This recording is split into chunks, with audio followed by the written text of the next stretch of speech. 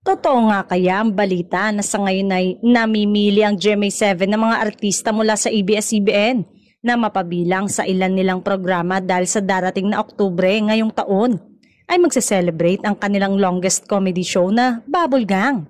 Naghahanap nga daw ng mga bagong magiging miyembro mula sa ABS-CBN, TV5 at kung saan-saan pang network. Kabilang nga sa mga napapabalitang mga pangalan na posibleng mapabilang ay sina Ogie Alcacid at Vice Ganda na ngayon ay napapanood na rin sa GMA Network dahil sa It's Showtime na kasalukuyang napapanood sa Kapuso.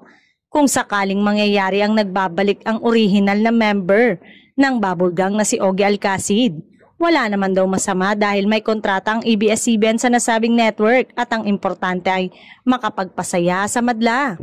Noong 2018, 23 ang bilang ng mga artista ng Bubble Gang. Ngayong 2025, 10 na lamang ang mainstay ng sikat na gag show ng Kapuso Network. Unang napanood ang Bubble Gang sa GMA7 noong October 20, 1995.